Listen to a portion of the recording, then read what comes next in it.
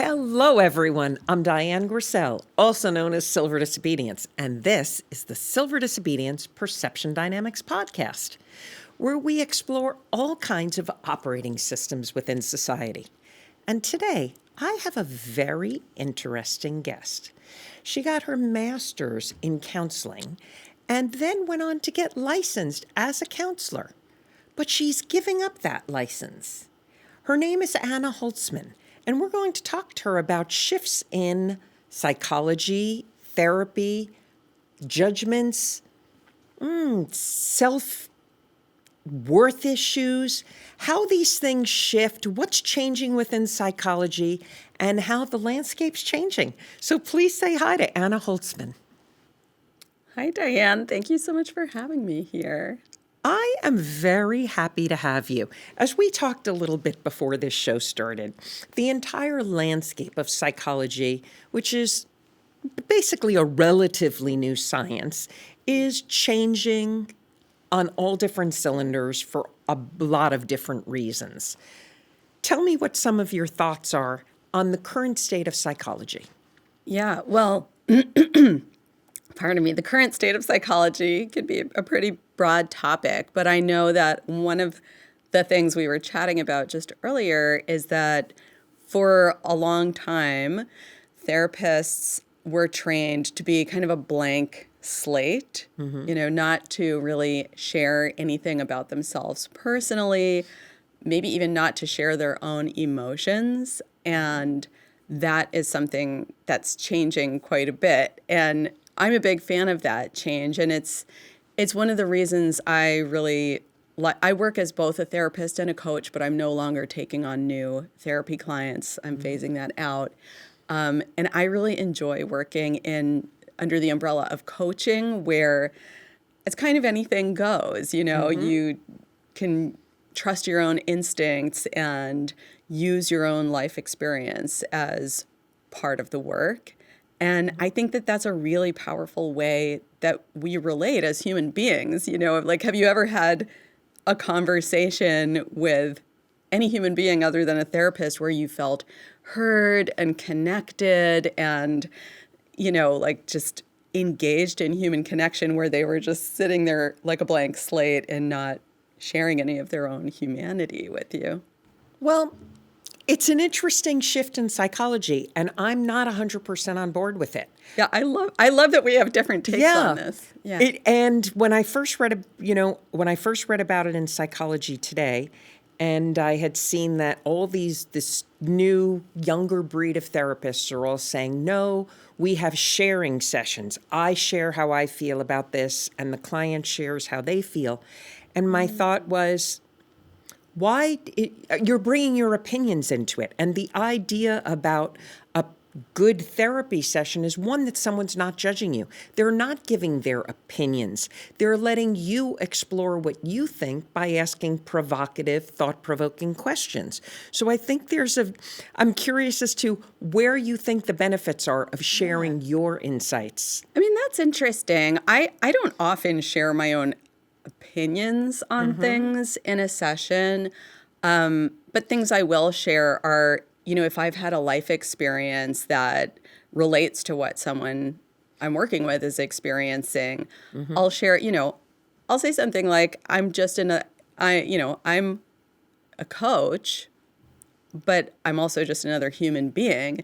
And, the feelings that you're having totally make sense to me because I've had those feelings as well. And it just helps to normalize what the person is feeling, But in a therapy session, suppose your feelings were repulsed by what someone shared. So if you enter an area, which is why I don't think it ever belongs, I mean, when you are in a situation where a therapist is sharing in some ways, it's either you're getting their approval or their reprimand or dislike if that's the environment you're in. I mean, that's an interesting, I'm like, that's just so different from how I work or really how I think about it. And it's kind of like an all or nothing, like I'm not going to share every feeling that I have. with a client, I'm going to share things that I think can be helpful and supportive to them, that can help them feel less alone with their experience, that can, help them feel less isolated in their experience, that can help them feel like they're a part of humanity and not some alien who's broken and weird and disconnected from everyone.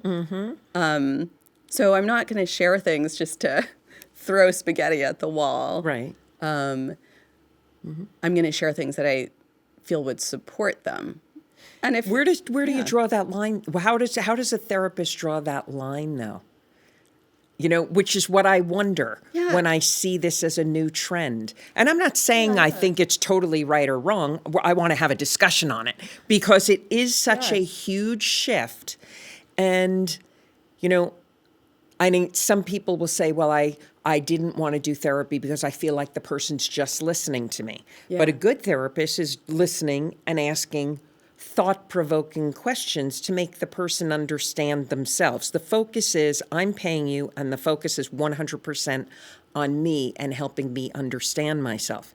When it starts to become that sharing dynamic, I don't see how judgment can't enter the equation one way or another.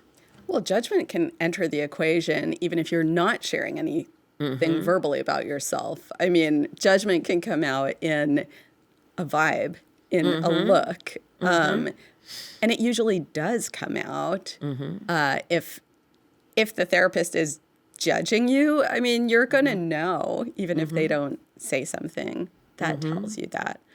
But you were asking about where do you draw the line, and I think this goes to something that you talk about a lot, which is like rules and codification. And I think it's really, whether it's therapy or coaching, it's a relationship.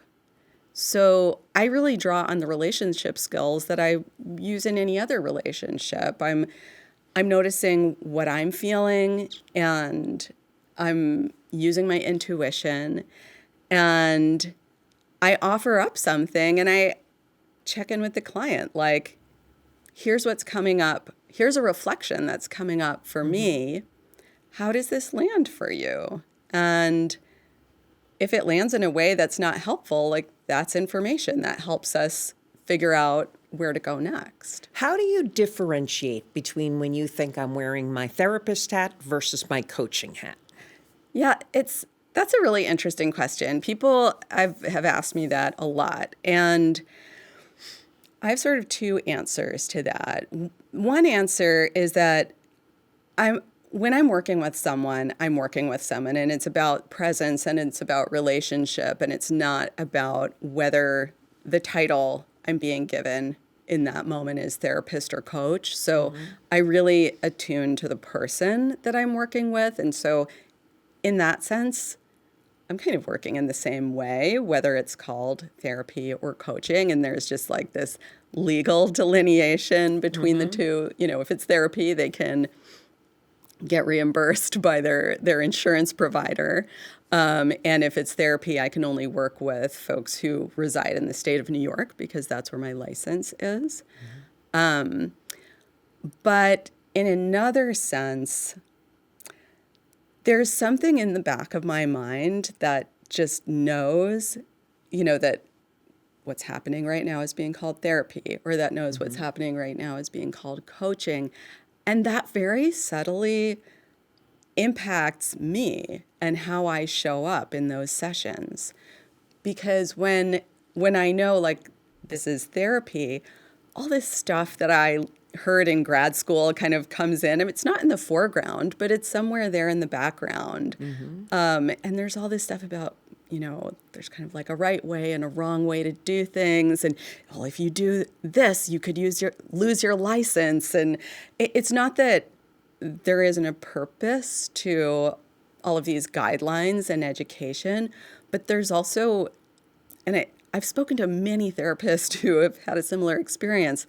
I experienced the atmosphere in graduate school as having quite a bit of like fear mongering. Like, if you step outside the line, you're doing things wrong. You could really harm the client. If you share anything about yourself, it could harm the client relationship or, and so there's just this kind of like subtle fear. So wait a second. So going on we're in the back to background. that idea of sharing about yourself crossing the line. Yes. So and that's just one of the ways in which, you But could be but seen that as is a crossing the big line. area in therapy because It is. the sharing about yourself crossing the line.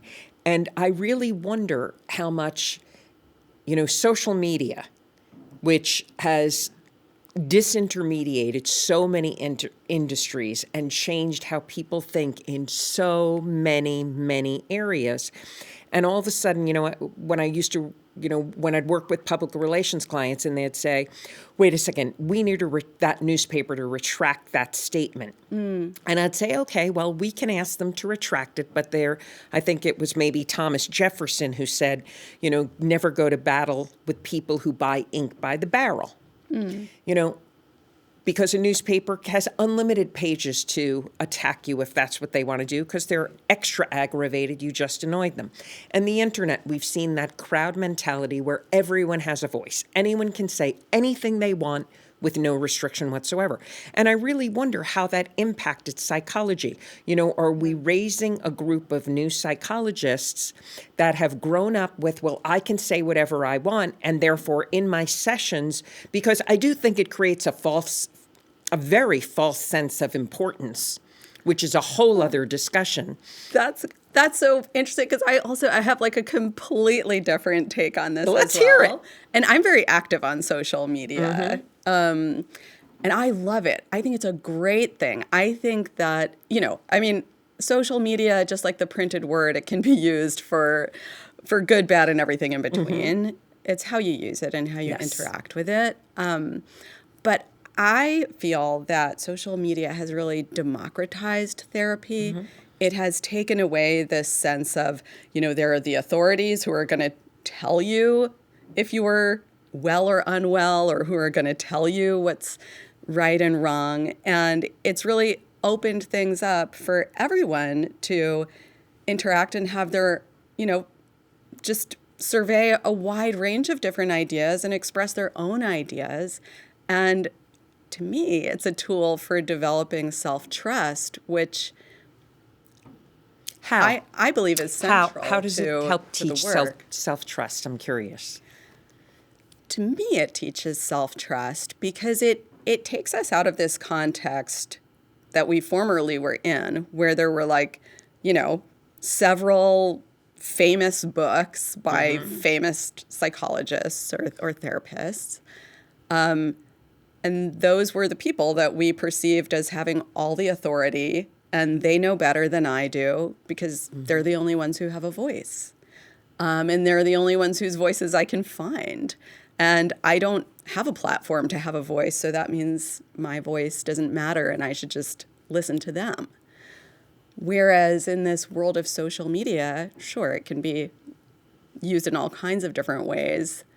But one of the ways in which it's used is it shows you that everyone has a voice and can use it if they want to, and you have a voice too and can use it if you want to. There are a million zillion different ideas out there about different things. Like there is no one word of authority on what therapy modality is the best, or there's just lots of different ideas out there, and they're there for you to synthesize and come up with your own feelings and views about things. That's a very intriguing perspective, because I do believe in the disintermediation that's occurred from the internet, and particularly social media. We also have a point where there's so much self-diagnosis going on, and the running joke of a Google doctor, and then where are those boundaries that you draw on social media, or are there none?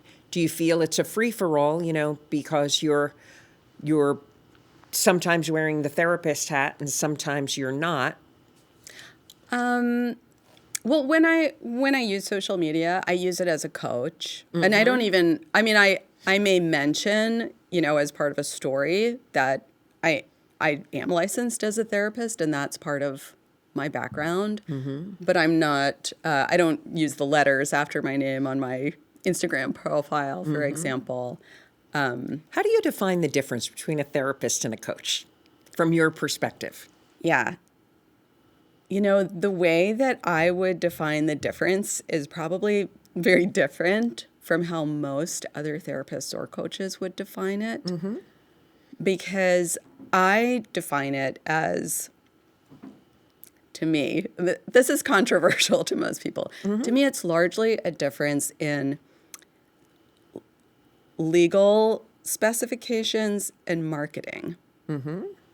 It's a difference in marketing because marketing yourself as a therapist with the letters after the name projects a certain kind of image. And there's a certain kind of client who's looking for a particular style of support that is attracted to that type of marketing. Whereas if I market myself as a coach, I'll just say very broadly, and there are tons of exceptions to this, but a client who's looking for a therapist is generally looking to bring a problem to this therapist and get this therapist's expertise in solving that problem. And they are looking to the therapist as an authority who knows more than them. Someone who is looking for a coach, I would say, is more often someone who has a particular goal in mind, less about something they want to solve and get rid of, like a problem, but more often a goal that they want to reach or achieve. And they are looking for someone who's maybe like walked the path already, who might know more by virtue of being further along on the path that they want to walk on than they presently are. So kind of like a mentor. And they're looking to do the work and have someone's guidance and support as I'm they curious, you prefaced that by saying this is controversial. What part of that statement was controversial? Because it sounded like a good differentiator. I think the controversial part is that I see the difference more as being about the marketing aspect, whereas what I generally hear from therapists and coaches, but particularly from therapists, is that, you know, a therapist is, first of all, delving into the past, and also, you know, has particular training so that they are qualified to work on certain diagnosable disorders. And whereas a coach is future focused, but also they're not qualified to deal with certain diagnosable issues, and those should be left for a therapist. I think there are situations where it's very important to know the limits of your scope. Honestly, even if you are a licensed therapist, like I'm not an expert in eating disorders, for example. So that's really out of my scope. It would be irresponsible for me to take on a client to say, you know, I'm going to help you heal from this eating disorder. I don't have that training or that expertise. But I know coaches who have great expertise in eating disorders and tons of experience in that field who help people in that realm. I think what's controversial is, in my opinion, it's about the relationship you have with the client and your personal area of expertise, more so than, to me, it's really not that important if you have the letters after your name or not. Do you have... But legally, you know. Do you have coaching clients who ask if they can run their invoices through their therapy bills and insurance? I've had that question, but I'm very, very clear with that, with folks, like right at the beginning of working together. I say, you know, what we're doing is coaching. And one of the things that means is that this is not billable through insurance. When you think of the shifts going on, why do you think they're happening? Why do you think there are more coaches coming up? Is it that they don't want to go through school like you did? They don't want to deal with the licensing? Or is it just plain a different mentality? I think it's a different mentality.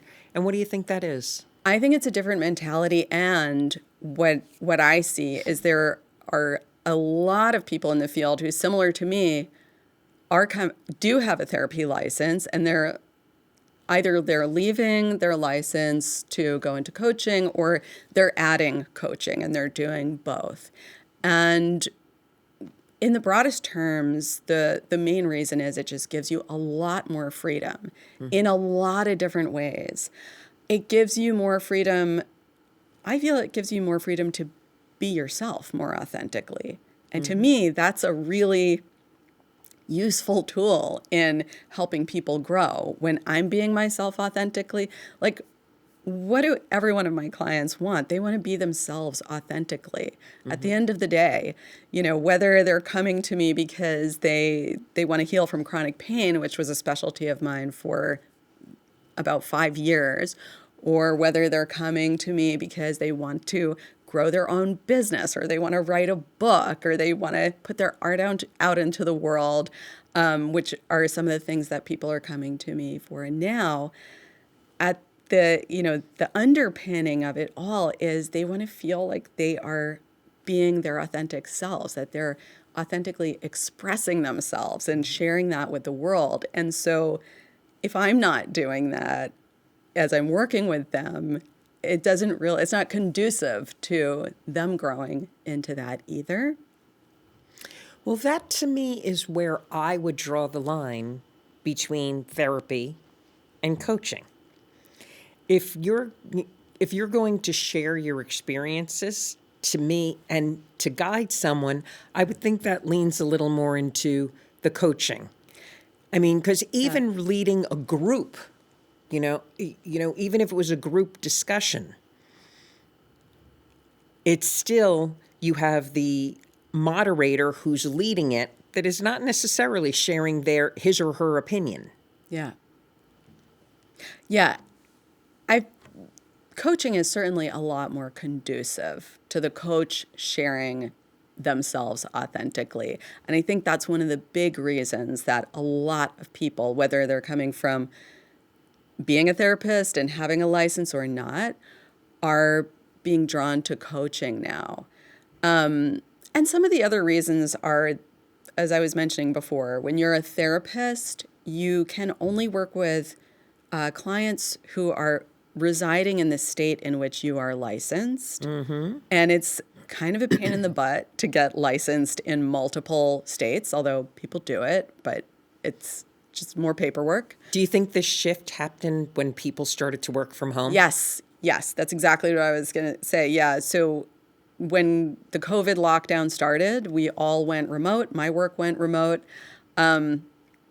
I was not happy about the reasons it was happening, but I was happy to go remote because it just gives you a lot more freedom and flexibility in lots of ways. And then you start thinking, well, why am I only working with people who live in my state? There's so many people around the world who need and want my help. Mm-hmm. And it just feels so limiting to be limited to those who live locally when, we're working with each other on Zoom, so you could be anywhere. How do you define your work set today, let's say in the coaching area? Yeah. What would be your area of expertise? So my area of expertise is the nervous system. Mm-hmm. I work through a nervous system lens, and the people that I work with are creatives, coaches, and entrepreneurs, people who are very passionate about what they do. They're people who are a lot like me. They have big passions about what they do. They have this very strong need to express themselves authentically, to be seen and heard. And also they're sensitive people. So along with that big passion is like very intense fears of saying what they really want to say, of putting themselves out there in a more authentic way, of truly letting themselves be seen. And so I am helping those people learn how to work with their nervous system so they can kind of dance with this passion and fear, so they can help them work together and not have the fear just be blocking the passion and be in conflict that way. You know, it's interesting. One of the words you use a lot is authentic and authenticity. Yeah. And they say in psychology courses, when someone repeats the same word over and over again, that's the word you should probably pay attention to because you're getting hidden clues about the person you're speaking with. Yeah. So, considering you used the word authentic a few times in this interview, what does that mean? Because it's in many ways, it's a very, in my opinion, it's an extremely overused word It is, that has for sure. lost a lot of its meaning because it's so overused. I mean, people want to be just plain jerks and say, well, Yeah. I'm being authentic. And it's, no, you're being a jerk. You know, your Yes. rights have gone beyond. So how do you define authenticity? Here's how I'll define what it means to me. Mm-hmm. And I'll describe this using the lens of the nervous system, which is the lens that I find really useful. So the nervous system, our nervous systems are pretty simple. Like they're pretty, they're very similar to like the nervous systems They're of cats primitive. and You dogs. touch something, it's hot. You know it in a second. And so you could say there's kind of like a switch in our nervous system, and it has two basic settings. One setting is fear, threat response, and the other setting I'll call flow, when we feel connected with ourselves and we're able to connect with other people. We're able to think expansively and consider that there are many different options. We can feel like we're in the creative flow. We feel in tune with our bodies. We feel present. That's what I mean by authenticity. Mm-hmm. When you feel connected to yourself and to others and to your flow of energy. Where do you think the boundaries are on authenticity these days? What do you mean by that? Well, you know, someone could say, I feel very connected with myself, and therefore I feel I can say whatever I want. I personally, my opinion is that I can say whatever I want, like without any consideration for how that might affect other people. Mm-hmm. I feel that comes from a fear place. To me, like that fear setting, when we're in that fear mode, we tend to either suppress what we think and feel, or we express it explosively. Like we push it through. But when we're in that flow setting, we express things relationally. So we express to connect with other people. And if I'm just going to say whatever the hell I want without caring how that's going to impact other people, that's not communicating relationally. Mm-hmm. And that's not connecting. That's projecting. Right. So there is that line you see in projecting versus, how would you define projecting since you just said it? Yeah, and I wouldn't even see it as a line. I see it as like there's left and there's right, and those are kind of like the two fear directions, and then there's up, which would be the flow direction. Mm-hmm. So like fear, yeah, it leads to either suppressing ourselves or just blah, just like shouting at someone instead of communicating with someone. What do you think of the expression, think before you speak, where the acronym is it thoughtful, hurtful, intelligent, necessary, or kind?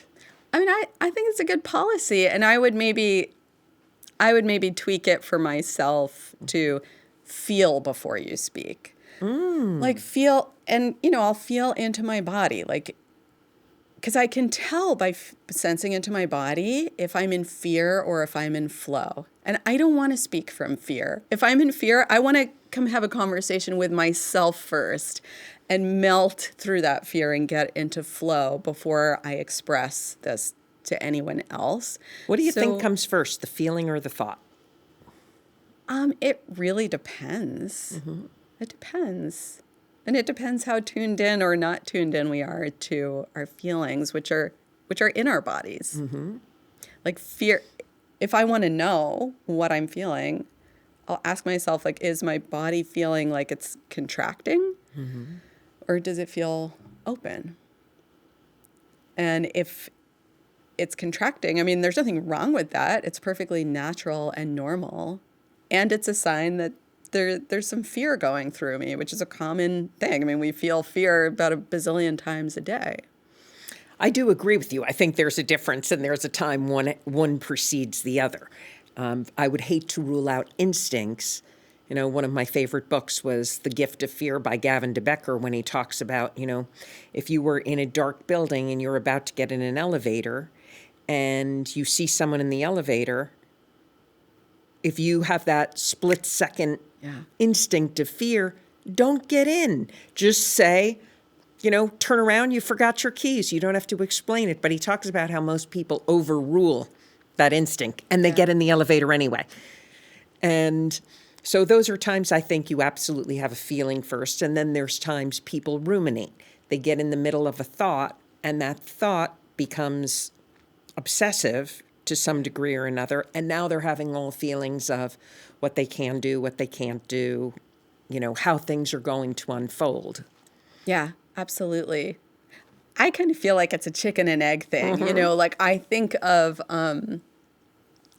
the body reaction to fear and the mind reaction to fear as just different expressions of fear. You know, when I am in fear, I'll know it because maybe my body's contracting, maybe I feel like my shoulders are tight, or I have a headache, or I might notice it because I'm talking to myself in a really mean way, or maybe it's all the above, but these are all just expressions. These are all the different ways that fear makes itself known to me. One of the things you said was interesting. You said, you know, you'll, with your coaching clients, for example, you might share some of your experiences. Yeah. And I often think about professional sports, which I've never played, and I'm completely uncoordinated, so no one's signing me up at any phase of my life for those. But I've often thought about, you know, the coaches that played the game and the coaches that didn't. And if I was a player at the, you know, top of my game, which what it takes to be a professional athlete in this country, it's a, you know, funnel that really narrows it down. Yeah. You know, would I be able to shelve my ego and listen to a coach that maybe had never played the game but really knew the game well? Yeah. What do you think about that when it comes to coaching clients? If you're coaching a business leader, Yes. where are your... Yeah, you know, it's interesting. So I have two answers to this. One is, like, when I look for a coach, I specifically look for someone who has already been on the path that I'm beginning to walk on. For example, as I mentioned, I had been working in the area of helping people recover from chronic pain, stress-related chronic pain syndromes. And that's something I got into because I had struggled with migraine headaches for like 10 years.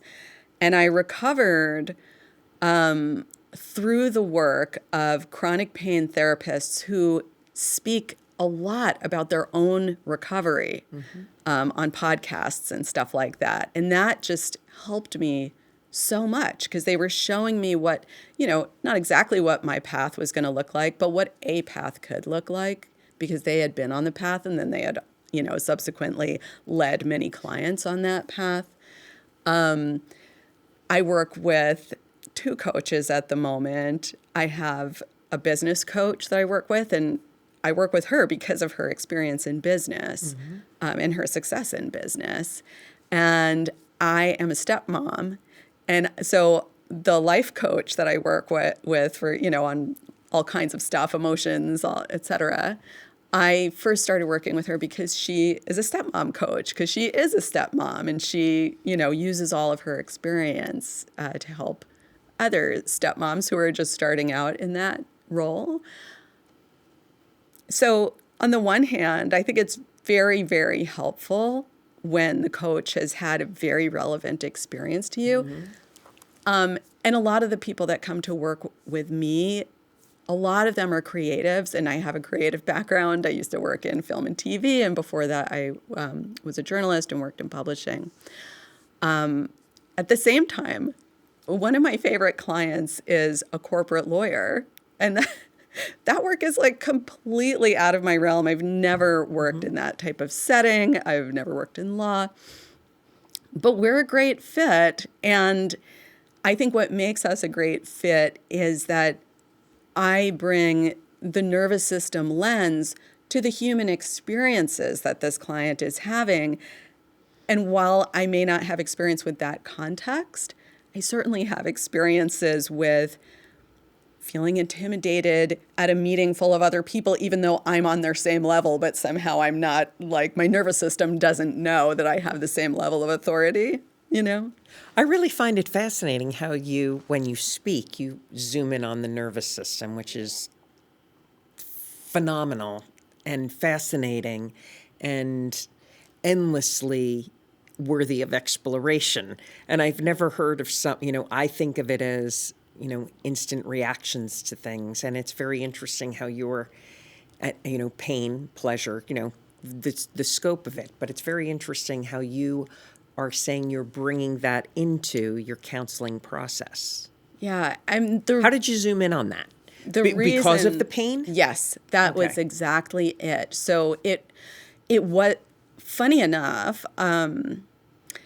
it was while I was in graduate school to become a licensed mental health counselor that I began studying the nervous system. But I mean, this might seem surprising, but I was not studying it as part of my studies.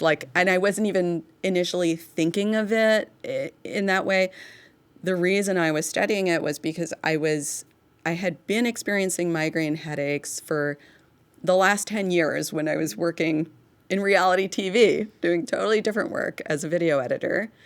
And then when I left my TV career and went to grad school to become a therapist, I thought that the headaches would subside because, it's like leaving this very high stress, high pressure career. And I thought the stress is going to go down, the headaches are going to go down. But the opposite happened. And the way I understand it now, I certainly was confused by it at the time, but the way I understand it now is that I thought I was going to be stepping into a new environment where I would feel free to be me. I would feel like I could just be fully self-expressed and talk about my feelings and just, feel all this ease. But there were a lot of great things about grad school, but there were also, a lot of rules and a lot of things I didn't agree with and a lot of situations where I felt like I had to sort of hold my tongue in order to pass the class. And so coming into it, ready to just open up and melt, but then getting there and kind of tightening up and contracting, I think that just sort of sent my nervous system into a spiral. So the migraine started to really take over my life at that point, and it hadn't been a huge part of my life up until then. But when it really started to take over, like anybody who has a symptom that's really taking over their life, I finally went to Google and was like, what the heck do I do about this? And I have a holistic orientation, so I'm looking for, things that match that. And I discovered this whole world of mind-body medicine and specifically nervous system education that was helping other people to recover from symptoms like migraine, and it ultimately helped me recover. So that was my motivation, was to fix the problem I was having of migraine headaches. Something you said that was interesting was the idea of, I went to school and I thought this was going to be freeing. And instead there were these different rules. That's actually something I hear a lot from people now. And I also think about I think there's pluses of that and I think there's minuses. Because if you want to be, let's say, a brain surgeon, well, there are definite rules on how you put capillaries back together, and you better know them. Absolutely. But it's almost like there's in a lot of different industries, and it's also where I wonder about the impact of the internet, that people are saying, well, I want to skip that part of the learning. But it might be an essential part of the learning, because when you learn it and you have to suffer a little through what you learn different forms of discipline going forward. And it's also how you decide what you like going forward or not. Yes, I completely agree with you, and especially on the brain surgeon point. But also, I'm really glad that I went to grad school. I'm glad that I went through the process of getting licensed. I learned so much, and a lot of it was learning what I didn't agree with. But coming to deciding that you disagree with something based on deep knowledge of that thing you're disagreeing with is very different from just skipping over it. That's an excellent point. Yeah. And for me that really helped me build a lot of confidence and self-trust. I'm not saying that everyone needs to get licensed in order to work with people then as a coach. I have been the client of many coaches who don't have therapy licenses. They have other life experience and expertise and training, and they're fantastic. But for me, that was really a helpful part of my developing self-trust as a coach, actually. Well, your background is actually what drew me to want to speak with you. I get tons of people reaching out to me who are psychologists in different fields, and I'm really looking for experts in certain areas. And then I, get a lot. Obviously, the hurdles to becoming a coach are a lot lower than the hurdles of getting licensed. Okay, so let's just put that on the table. There's actually no hurdle to becoming a coach because it's not a regulated field, meaning like there are all kinds of certifications you can get if you want to. But there are no legal repercussions for just waking up one day and putting up a website and an advertisement and saying, I'm a coach. Whereas if you put up a website and a Psychology Today listing saying, I'm a psychotherapist and you aren't licensed, that's a problem and you can get in trouble for it. And let's talk about that. Since you said I'm giving up my license over here on the therapy side, and there's no restrictions to being a coach, how do you think people in general, obviously, it would be great if they called you, but if you're not in their, their issue is not your core expertise, how would you go about telling people to look for that coach or therapist that's going to be? Oh yeah, like my advice on what people should look for. Yeah. People do ask me this a lot. And oftentimes people ask me, like, especially if they're looking for a therapist, they'll say, what modality should I look for? Because there are all these different modalities and, they know that I'm familiar with these modalities. So what do I think would be best for them? And, if there is a particular if I know them reasonably well and there is a particular modality I think they would like, I'll mention that to them. But then the caveat is the most important thing is how you feel when you're having a conversation with this person. So prioritize that over what training or modality they say that they use. Because if you feel safe with someone and supported by them, that means your nervous system is feeling safe, and that means in their presence, you're able to soften and open up enough for changes to happen in your nervous system, in your body, in your mind, in your spirit. Like, that means it's an environment in which you're going to be able to open up enough to make the changes that you want to make. Whereas if you have a conversation with this person and you're like, their resume really impresses me and it's like ticks all my boxes. And when I'm speaking to them, like I feel all tense and self-conscious and I don't really feel like I trust them on a gut level, or I feel like I have to hide parts of myself. It's just not going to be a context in which you're going to be able to do the work you want to do. If you were going to fast forward into 5 years into the future, with the changes of what's going on in healthcare, insurance, psychology, and being a therapist, and licensed therapist versus a coach, what would your crystal ball, your gut say of where those changes are going to go? Just out of curiosity, a fun question. Yeah.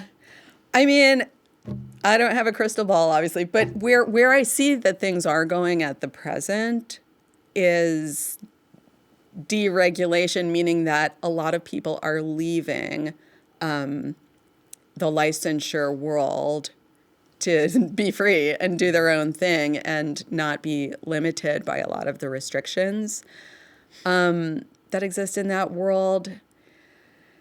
And the other thing that I see is happening has to do with social media. Like, people are finding coaches that they want to work with on platforms like Instagram or through podcasts like this one. You know, they just have access to getting to know people before deciding that they want to work with them. And so, you know, I think things are moving more and more in the direction of things being based on forming personal relationships with people rather than with licensing boards or with names of well-known modalities. What that will look like, I'm really not sure, because, you know, somehow the world of licensure is going to have to adapt evolve. That it's certainly an intriguing thought, and I think it's going to shift. And where those shifts fall out, I'm not sure. But one of the things I think about a lot, because I'm constantly reading what's going on in the field of psychology, is I'll equate it to a makeup artist, okay? An Instagram makeup artist. I've been on set a lot of times doing commercials, advertisements, and ads. And a few times someone would say, well, I hired this makeup artist because I've seen their Instagram page. It looks great. Yeah. Well, that makeup artist comes on set, and within 10 minutes, the set is entirely destroyed. The tension level has gone up exponentially because that makeup artist was really good at doing their own makeup. Yeah. But they weren't good at doing makeup on, let's say, somebody with a different skin tone or a different skin texture or a different age skin. Or worse, they only bought the makeup kit for their own self instead of the entire makeup kit for a realm of ethnicities, ages, and everything else that a professional would bring. Yeah. And I know it's a stretch on an analogy, but it's not. And when everyone starts getting their advice from Instagram, and I have a very big community, over 1 million people read my content a month, I wouldn't necessarily tell them, and I tell them constantly, don't take advice from me. Yeah. I don't know you. You don't know me. So I am sharing thoughts I have, but I certainly don't suggest you know, it's like maybe because I grew up with a mother who said, okay, so if John jumps off the Brooklyn Bridge, you're going to do it too? You know, so I wonder about this. I wonder about it for future generations, grabbing their info and thinking just because someone has a lot of followers, they're the person I should listen to. I think that's wrong. So I'm going to share a flip side to this. I love it. Yes. That's our goal in these discussions. Yeah, I these are the most interesting kind of conversations, right? When we're not like exactly on the same page, because we get to learn from each other, and we can do it without shouting, which is the goal of this show. Isn't that really what the world needs, especially right now? So, you know, I've been a therapy client since before this age of social media. And when I first went about looking for a therapist, all I really knew about them was that they had a license. And I read their brief bio in Psychology Today, if they even had one, because I remember my first real therapist, my best friend was seeing a therapist, and I said, you know, can your therapist recommend a therapist to me? Which is a perfectly legit way of going about it. So I got this recommendation. I went to see her, and I wasn't even going to shop around, because how do you even shop around in those days? And I was pretty fortunate. I benefited from that therapy relationship, but I know lots of other people who had similar experiences where they just, they're like, well, that person's licensed and they were recommended to me. And you can have any range of different kind of experience. I know people who've had horrific experiences and they didn't know that this wasn't unusual because there's no context. They're not seeing other people on social media talk about what a good therapist is, right? They don't, they're not hearing other people's experiences. Whereas nowadays, when I want someone to help me with an issue like struggling with my role as a stepmom, for example, I can listen to all these different podcast interviews that this person spoke on. I can read everything they've ever written on Instagram, so I really get a sense of what is their point of view, what is their style, who are they as a person. I can kind of get to know them and make an informed decision in a way that I couldn't have before social media and podcasting. That's a very interesting perspective, and you raised some very good points. And I've been speaking with Anna Holtzman, and you are really just very fascinating. I enjoyed every aspect of this conversation, truly, from start to finish. Me too. This is just a really enlivening conversation. Thank you so much. Everybody, I'm Diane Grissel. This has been the Silver Disobedience Perception Dynamics podcast, and we've been recording in iconic Manhattan Center. We're in TV Studio 2, where, oh my gosh, some greats have either practiced here or played here or filmed shows here. So it's a true honor to be here. Anna Holtzman was my guest. We had a great conversation, and all her information is below. And I highly encourage you, follow her on social media, get in touch, say hello, tell her how much you enjoyed her episode, and please hit subscribe. I'm Diane Grissel again. Please hit subscribe and share this with your friends and come back often. Thank you.